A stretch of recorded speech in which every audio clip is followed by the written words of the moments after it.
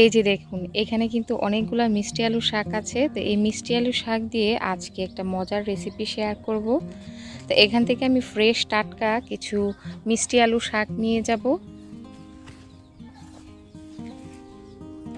এই যে কচি কচিগুলা নিয়ে যাব, আর এগুলার পাতা সহ নিয়ে যাব, পাতা সহই রান্না করব।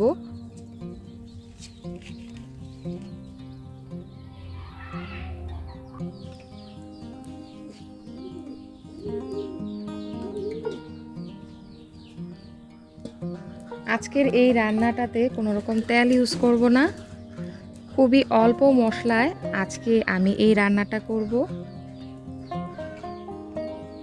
এটা আমরা বেশিরভাগ সময় রান্না করে থাকি, আর এটা খেতে কিন্তু অনেক ভালো লাগে।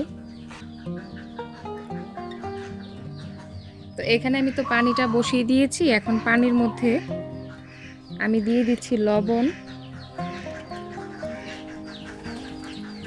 তো আমি এখানে হলুদ গুঁড়া আর মরিচ গুঁড়া দিয়ে দিব।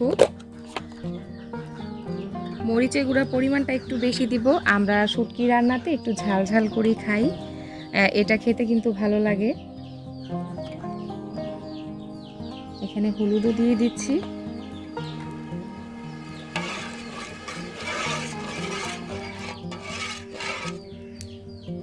এই তো এখানে কিন্তু দেখেন আমি কোনো রকম তেল দেইনি।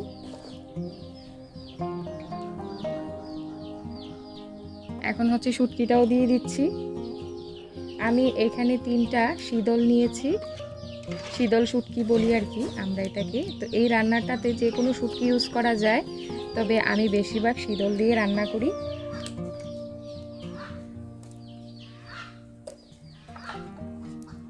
আর এই যে দেখুন, আমি এইখানে আলু এই যে এরকম করে কেটে নিয়েছি। তো এই আলুগুলা আমি দিয়ে দিব।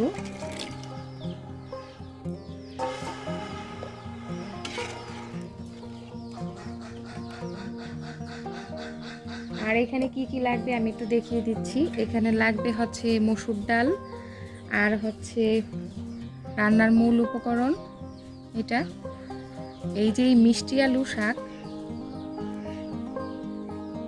আমি তো আপনাদেরকে দেখিয়েছি যে আমাদের এখানে কত মিষ্টি আলু শাক আছে। তো এটাকে এটার যে ডাটাগুলো থাকে না, এটা আমি এরকম সাইজ করে কেটে নিয়েছি।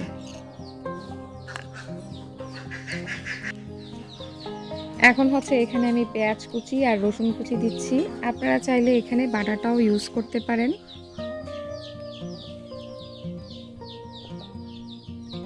এই রান্নাটা কিন্তু একেবারে সিম্পল, তবে খেতে কিন্তু খুব ভালো লাগে।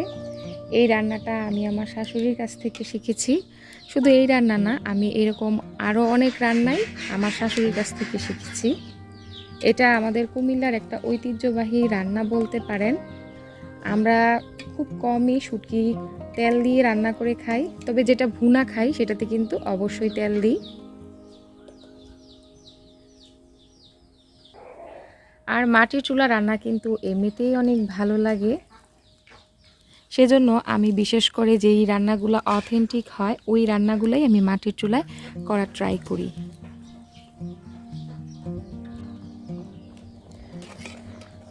আলুটা কিন্তু আমার মোটামুটি সেদ্ধ হয়ে গিয়েছে। এই যে এখন হচ্ছে আমি এই যে শাকগুলা দিয়ে দিব। একেবারে কিন্তু পুরো সিদ্ধ করে শাকটা দেওয়া যাবে না, তাহলে কিন্তু আলুটা একদম বেশি ভেঙে যাবে আর শাকটা কিছুটা শক্ত থেকে যাবে। আর শাক এখানে দেখতে বেশি মনে হলেও এত বেশি কিন্তু হবে না, এটা কিন্তু অনেকটাই চুপসে যাবে।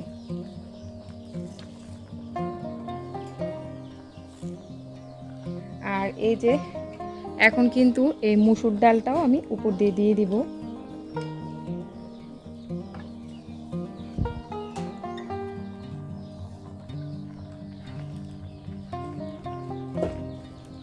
আমি এখানে মসুর ডাল দিয়েছি, আপনারা চাইলে কিন্তু এখানে বুটের ডালটাও ইউজ করতে পারেন। তবে মসুরের ডাল দিয়ে এটা রান্না করলে এটার ফ্লেভারটা খুব ভালো আসে।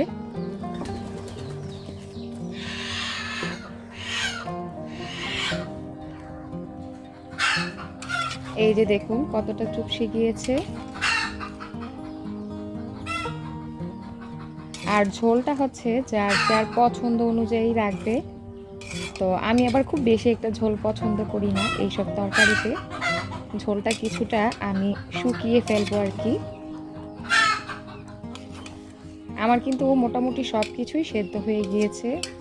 আর বড় জোর 5 থেকে 6 মিনিট লাগবে এটা, তারপর এটা হয়ে যাবে। ডালগুলাও একটু ভাপের মধ্যে থাকলে কিন্তু এটা সেদ্ধ হয়ে যাবে।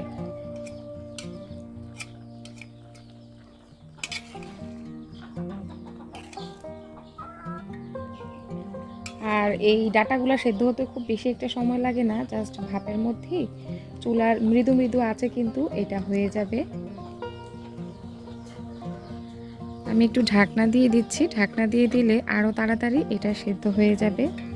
আর চুলার আঁচ কিন্তু একেবারে অল্প করে রেখেছি, যেন কিনা খুব বেশি একটা নিচে দিয়ে লেগে না যায় আর কি। কারণ চুলার আঁচটা যদি বেশি চালানো থাকে তাহলে নিচটা লেগে যাওয়ার সম্ভাবনা বেশি থাকবে। আর ঝোলটাও একটু টেনে যাবে, ওরকম পর্যায়ে আমি রেখেছি। আপনারা বাসায় ট্রাই করে দেখবেন, এটা খেতে কিন্তু অনেকটাই ভালো লাগে। আর আমার ভিডিও যদি আপনাদের ভালো লেগে থাকে তাহলে প্লিজ আমার চ্যানেলটা সাবস্ক্রাইব করবেন, সবাই পাশে থাকবেন, লাইক কমেন্ট শেয়ার করবেন।